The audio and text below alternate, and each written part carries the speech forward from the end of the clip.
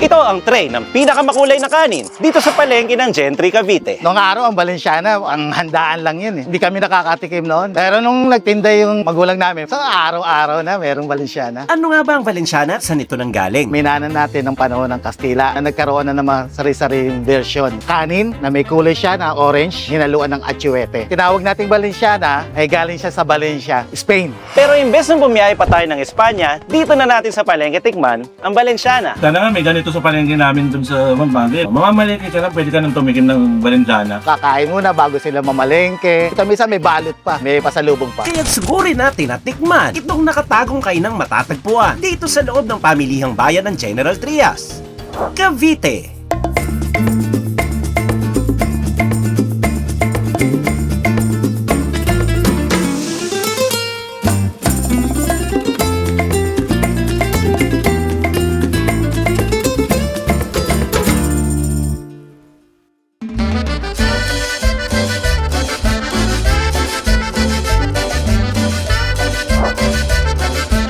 Ang Valenciana dito sa General Trias ay version ng paella na minanan natin ng panahon ng Kastila. Dahil nga sa minanan na yon, ang nagkaroon na naman sari-saring version. So sa Mindanao, inahaluan ng turmeric na nagiging kulay dilaw. Sa Pampanga ay bringhe, nilalagyan ng gata. Ang sa amin naman ay kulay orange na nilalagyan ng atsuete.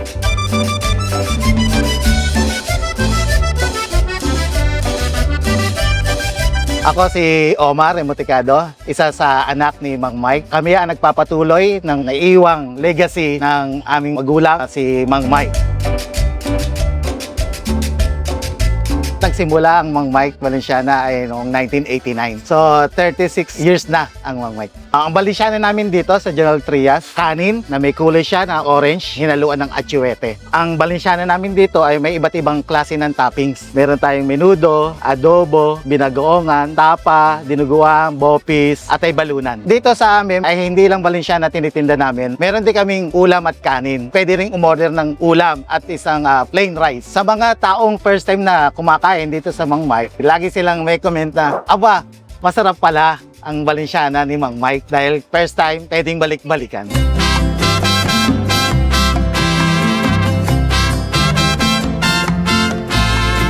Ang Valenciana ni Mang Mike ay niluluto sa simpleng paggisa ng manok at baboy. Of course, meron siyang sibuyas. Pagkatapos noon ay nilalagyan ng mga pampalasa, pampakulay na atsuete.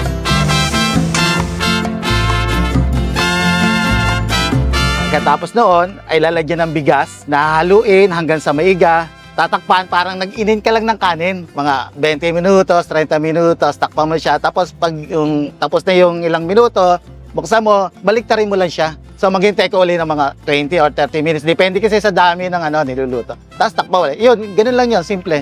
Iluto na yun. Pagkatapos pag naluto na yun, saka ililipat sa planggana o isang lalagyanan na kung saan ay pang maramihang serves. Pwede rin naman siyang single serve na isang plato na iba't ibang toppings. At meron din tayong original na manok at baboy na nakahalo doon sa Valenciana. Sa Mang Mike Valenciana, meron din tayong mga malalaking serve, kagaya ng mga bilao. Meron tayong medium, small, large, tsaka meron pang kaing. Nagsaserve siya ng mga hanggang 30 katao.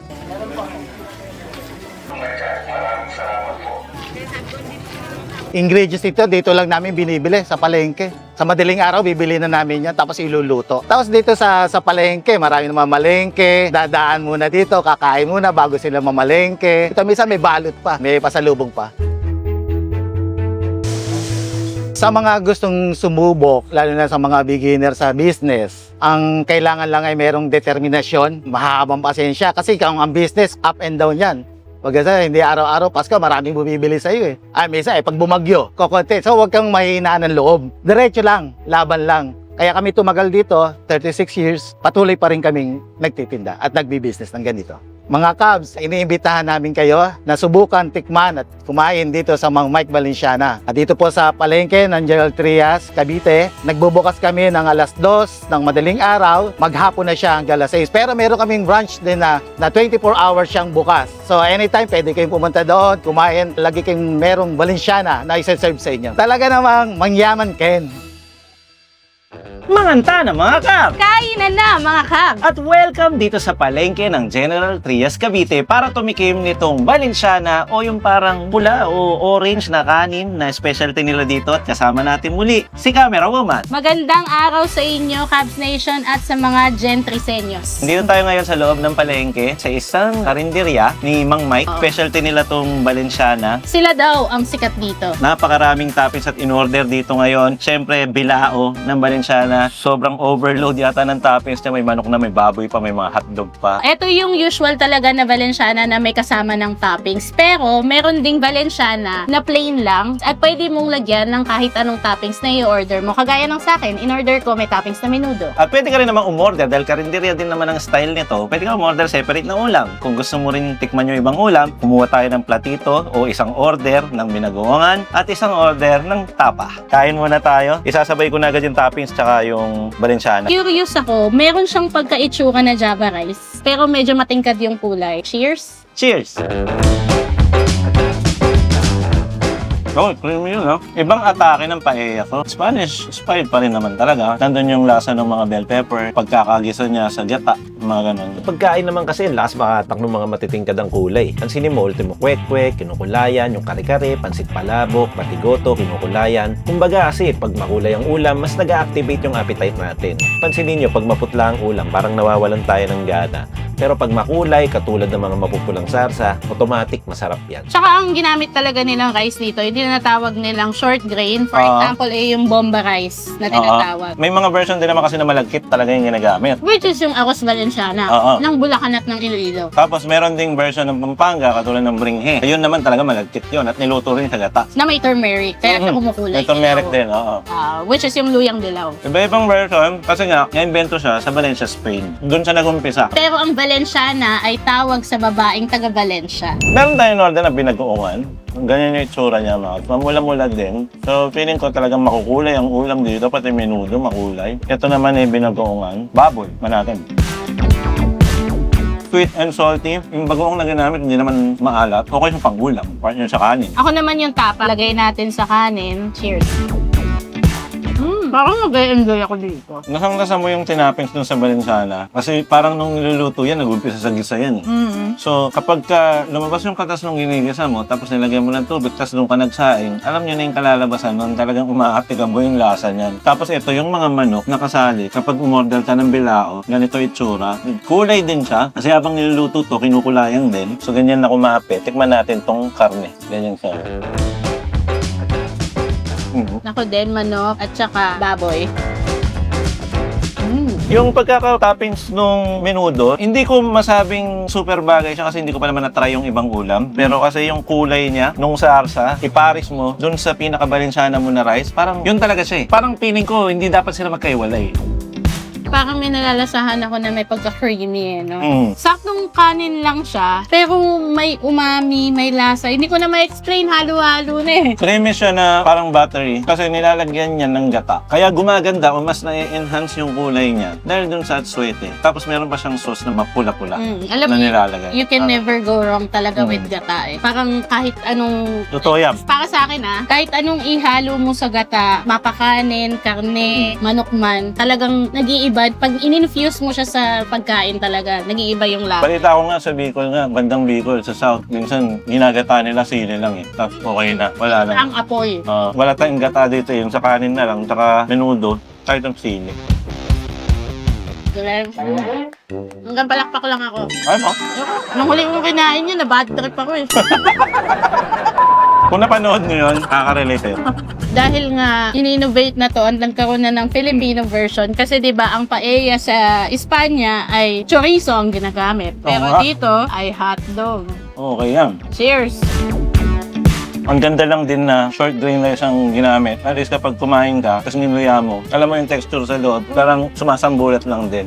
Kasi kung sticky, nag-stay lang dito eh. Or, Yung side. kapag long gray ng kanin, tapos nilagyan mo ng sinangkutsahan mo ng kung ano-ano, dumudulas. Mm. Ito kasi kumakapit. Kaya pala siya perfect dito. Okay na siya as is eh. Wala ka nang sausawan na gagawin. Although binigyan kami ng kung ano-ano dito na mga pwede natin i-partner. Pero ito lang, sapat na. Actually may mga umu-order nga dito minsan, parang plain lang. Pwede kasi yun eh, wala na lang toppings. Kasi ito pag may toppings, parang nasa 80 pesos, parang gano'n. Tapos pag plain, 35. Pero yung plain na sinasabi, hindi po plain ang lasa nun. Balansahan na yun. Oo. Plain lang siya kung pakinggan. Pero hindi po plain ang lasa. Pero ito, Carbs Chess din. Sulit din kasi pwede to sa panghandaan. Kagaya nga lang sabi ni Sir Mike kanina, ang Valenciana talaga dati, akala mo sa handaan mo lang Oo. Pero ngayon, sa sulok ng palengke ng General Trias. Tingnan nyo yung sukat mga Kabs. Imagine nyo na lang yung mga katawan namin, yung mga ulo namin, ayan sa. Nasa 850 yata to mga Kabs. No? Ilang taon na kasya dito kakain talaga. Parang 10, 12, 15 pa nga kung hindi naman lahat malakat. Kasi bilangin mo lang yung karne. Sobrang dami na. So in a normal day, nag-crave ka bigla sa Valenciana, pwede mo talagang orderin yung ganito lang. Hindi mo na kailangan magluto pa. Or hindi mo na kailangan magkaroon ng handaan para lang makakain ng Valenciana. Sana nga may ganito sa palengke namin dun sa Pampanga. Para ang sarap po ng buhay ng mga taga Cavite dito, mga taga Gentry. No? Mamamalengke ka lang, pwede ka nang tumikim ng Valenciana. Panghandaan lang to di ba? Tapos sa inyo, mamamalengke lang kayo. Makakain na kayo nito. Napakabihira at napakaswerte po ninyo. First time ko makakain talaga ng Valenciana. Ngayon ko pa lang siya natikman. Kasi usually ang natitikman ko talaga na klase ng Valenciana is yung bringhe, which is different na yun kasi nga glutinous rice or yung malagkit na kanin ang ginagamit. Pero ito dahil short grain rice ang ginagamit, tapos iba-ibang toppings pa yung nakalagay. Kulit na. Actually, by the way, binagoongan at saka Valenciana, pwede din. Kasi yung binagoongan, may konting alat. I-partner mo siya sa creamy, alam nyo na yung lasa nun. Sa totoo lang, nag-enjoy ako dito. Hindi ko normal maubos ang isang plato. Mauna na ako sa'yo. Malasa kasi yung kanin mga kag. Parang hindi to yung kanin na gusto mo lang na parang plain. Marami siyang lasa. Kaya pala kanina, yung mga namamalengke dito, napapadaan, pagkatapos nilang mamalengke, ang almusal nila, Valenciana, tsaka mamimili sila ng toppings na kung ano ang gusto nila. Nagtataka ako bakit parang hindi common kasi nakakita ka ng nag-aalmusal, tapos yung kanin nila may kulay. Usually, garlic fried rice, di ba? Mga plain pa rin. Or mga typical na fried rice.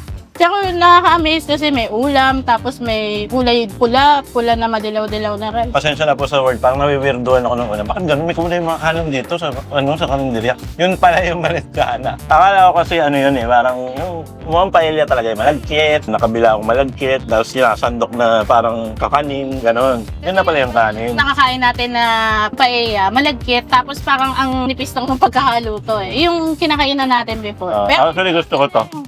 Ito po ay version at recipe ni Mang Mike. So kung pumunta kayong Gentry, dito sa palengke nila, sa Cavite, marami kasing ano dito eh, parang kainan ng ganito. Actually, itong kainan ni Sir Mike, singedad ko eh. Ganon? 1989. Sabi sa akin nun. Oh, bakit mo binubulgar ang edad mo? Kasing edad namin eh. Sabi ko, tinanong ko kanina, sabi ko, Tanda ka na pala, tol? Bata pa ako, wala pa ako. Oo nga naman. kung bata ka pa at wala kang buhok, paano naman to? Naku po! 10 months na po. So ikaw 6 months, ito 10 months. Lumalakad na yan. Daw food crawl po. Nakalago na nga ang ating researcher for today. Kaya, libre din pala sabaw dito, no? Ito po yung pinakuluang buto-buto, tapos may kulay din. Hawig Cresches. Pag buto-buto talaga malasa yung sabaw, no? Sulitin nyo yung sabaw. Sana laging ganito pala. Ganito po kaya yung sabaw nyo araw-araw? Ayun, ganito naman pala daw yung sabaw araw-araw, no? So, consistent, mga kabs. No? Sa mga Cubs, kung gusto nyo tikman ang Valenciana ni Mang Mike, dito to sa may General Trias Market or dating kilalang Malabon Market or palengke ng Malabon dito sa Cavite. Sulit yung gising natin na sobrang aga, yung biyahe natin na sobrang aga kasi ito pa lang ating magiging almusal. Sobrang ligaya niya. Kumukuha na nga ako din kasi may hotdog din. Sobrang ligaya niya kasi ako paubos pa lang. Gusto ko na maging specific sa location, ano? Mang Mike po ito sa loob ng palengke ng General Trias, Cavite. Pwede rin namang i-search nyo sa Google Maps yung palengke, pamilihang bayan ng General Trias, Cavite. Dito kayo dadalhin nun. Tapos papasok lang kayo dito sa Cavite. Ay, sa Cavite. Papasok lang kayo dito sa palengke. Masok talaga tayo ng Cavite. Nagkabite tayo eh. Basta sa loob ng palengke ito, Mang Mike. Ito, something bago sa amin. Sana something bago sa inyo. Except yung mga taga dito. Siyempre, yung mga local na loyal viewers namin na shoutout po sa inyo kasi ang dami nyo po Ang daming tabs na Gentry Wala lang din ako resibo. Shoutout sa inyong lahat. Ayun. Grabe. Thank you po sa inyong lahat. Feeling ko parang ano din tayo, parang third o parang Cebu tapos Cavite, no?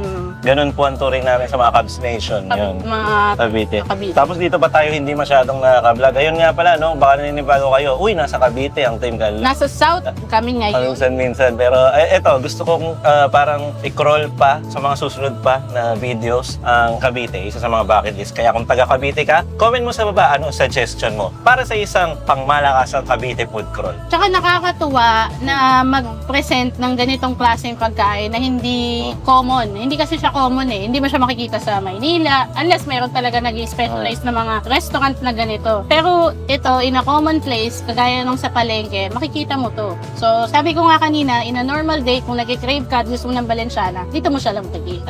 Sana meron kami na ibahaging bago sa inyo. Kaya- Sana bawat video namin ay meron tayong bagong discoveries, bagong natututunan, at bagong pasyal na napupuntahan. Sana ang feeling ninyo habang nanonood kayo, parang kasama namin kayo, ini-experience lahat ng to na bago sa amin. Maraming salamat sa inyo palagi, Cubs Nation, sa pag-comment ninyo at pag-abang sa mga videos namin. Ganito na lang, kakain ka pa. Ingat po kayo palagi at maging malayo tayong lahat sa sakit at maging malusog palagi. Ako po, si Cubs Chess. At ako naman si camera mo malabkulong pa ang bibig. At ito po, ang Team Galas TV dito sa Cavite na lagi magsasabi at magpapaalala sa inyo. Na wag niyong kakalimutan at lagi niyong tatandaan na masarap ang Balenciana ni Sir Mike. Cheers tayo. Cheers pala. Maraming salamat po.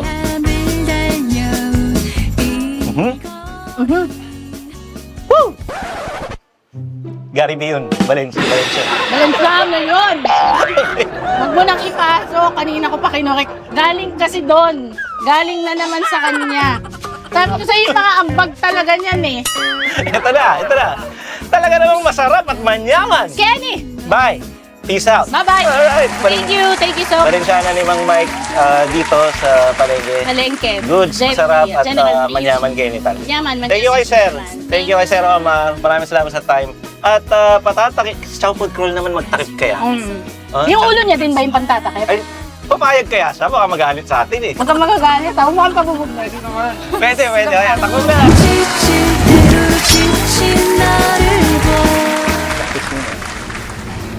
Yes, ito ang tray ng pinakamahulay na kanin. Ganun ka mag-intro, no?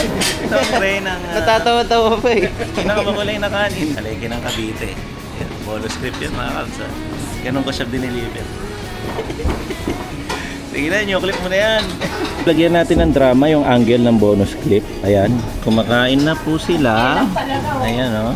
Si Gary B po at saka si Michael Jackson ay kumakain na.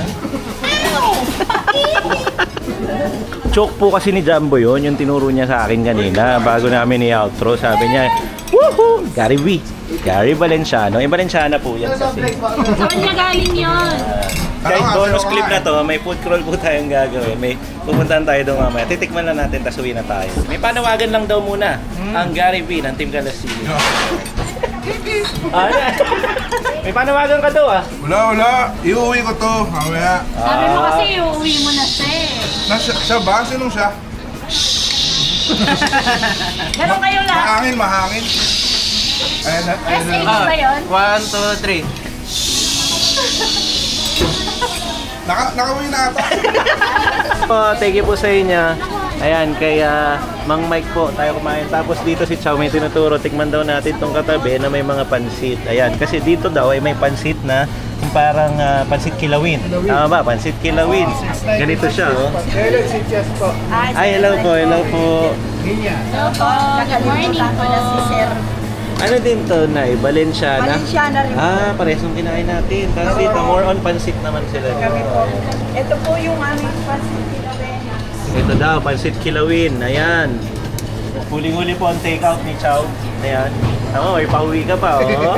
Pansit kilawin. Ito po ay pampatanggal na din minsan eh. Pampatanggal umay. Pamparefresh ng dila. Kasi kilawin. Ano po siya ng Valenciana? Oo. Ay, ayan po yon. Ano yan, Nay? Kilawin. Ito yung kilawin. Kilawin na Papaya. papaya. Oh. Yan. So, yun yung pinaka-sauce, yung pinaka-toppings. Toppings. Kaya siguro masim-masim yan, Nay. Ang amin pong noodles, Nike at saka po yung bihon. Mickey Bihon. Ayan, kaya may payat, may medyo makapal. Nike yung sariwa. Yan po kasi pagka ninuya mo, maganda yung texture. May makapal, may madaling nguyain, may matagal nguyain. Parang ganun siya eh. Tapos may kasama siyang tokwa. Pakapit bahay ito ni Mang Mike, yung nandun sa kanina. Galing tayo doon. Kasi kasunod, eto. Pansit, kilawin. Bali itong recipe na to, parang matagal na po ito na eh. Since 1961. Ano ba siya? Common pa rin ba siya? Available sa mga medyo senior na. Talagang ano na eh, no? Classic na. Sana hindi mawala, no? Kaya Dapat supportan natin eh, para hindi mawala eh. Yung kilalanin pa rin yung mga luma. Pinana, pinamana ng biyan ng luto. Kapag ganyan, dapat to maipapasa sa bagong henerasyon. Ito po ay pansit kilawin na sana magtuloy-tuloy pa po. Lalo na dito sa Cavite. May papaya, Mickey Bihon na noodles, tapos may mga tokwa, tapos nilagyan na lang ng bawang at saka daon na sibuyas. May hipon din po to? Oo, kumpleto pala. Ay, sige po. Sige po. Shoutout po. Shoutout po kila ma'am. Yan. Hello po. Hi po! Shout out! Ano kayo daddy ko? Hi daddy! Shoutout. Wala ka, hi guys! Pakinakat yan ha. Hindi ba Opo. Parang bagay kayo, Jo. Okay, asawa. Dito po yung asawa. Sorry po, joke lang. Joke lang din, dito kami nakakain. 1, 2, isa pa, 1, 2. Hala, pwede nga sa video na po. Hi po sa akin, daddy. Hi po. Hi Daddy, kamusta po? Shoutout po sa inyo. Naghanap pa kayo ng finger. Ito, finger to. Ayan, oh. Nako, ayan na. Sige. Kanina na nagkakali na. Bilis ah. Bilis. Ay, kinuha. Oh. Add mo na sa Facebook. Thank you po. Ah! Bilis mo naman. Dinocument ko na kasi baka sakali in the future, meron tayong basihan, meron tayong babalikan. At nangyari po lahat yan habang umorder kami ng pansit kilawin. Hindi nyo na po makakalimutan ng pansit kilawin. Ito. Kuya, baka malulot ka sa swimsuit niya. Lagi Eloy na siya. Hindi na po kayo stock. Ano po ano? Ang smooth mo. Ang smooth mo, Jumbo. So smooth. IG daw kasi, luma mo naman. Baka may bahay na. Baka daw Luma mo naman. IG, baka may bahay sa Facebook. Baka may bahay sa Salamat po. Ito, Mickey Bihon. Tapos meron siya nakapatong na papaya salad. Hindi muna natin siya ihahalo. Kumbaga, sama-sama na ganyan. Maganda ng ganito na. Para kuwang-kuha yung lasa.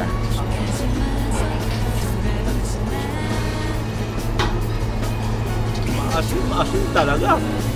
Magre-refresh talaga yung dila mo. Refreshing yung lasa. Kasi nga maasim. Parang kumain ng salad. Pero may carbs na salad. Kasi may noodles. Actually, binigyan nga tayo ng puto at kutsinta. Bagay, feeling ko bagay sa kutsinta. Kasi nga, papatay mo yung asim. Burado. Tapos itong isa dito, bigyan natin to. Doon sa lababo. Lababong kalbo. Ano to? Maasim pero lagyan mo ng kutsinta. Oo, no? Nakasim na. Ano nga no? Sinasab. Ay, back to back. Oh. Kaya pa ng liwanag dyan. Dito madilim eh. Liwanag doon. Kasi ito si cameraman, bumabayad na rin ang sarili niya. Version ng taste test. Ayan o. Ang sarap ng kutsinta. Kutsinta pala tawag. Palito sinabi ko yata. Kutsinta, tama. Kutsinta, tsaka asim. Ayan o. Atin lalim ka. Sa kalalim nila. Ganon? Kutsinta. So lahat dito, homemade, sariling gawa. May kutsinta, may sapin-sapin ba yun? Parang kutsinta style na sapin-sapin, no? Ang cute pala na itsura. Hindi yun yung ine-expect kong mga sapin-sapin, mga kabs. Pero anyway, ayan, lahat po dito ay matatagpuan dito sa General Trias, Cavite na palengke. Sabi ni Mang Mike, man nyo to, pwede mo magbalansyana, pwede rin to, tanggal lumay. Kita-kits tayo sa susunod na video. Maraming salamat sa inyo. Bye-bye at ingat kayo palagi. Dalawang kalbo po, up next, magtatakip ng video. Bye-bye! Dalawang kalbo. Dalawang kalbo. Dalawang kalbo. Nakolekta ko na yung Dragon Ball. Takpan nyo na yan. Bye-bye.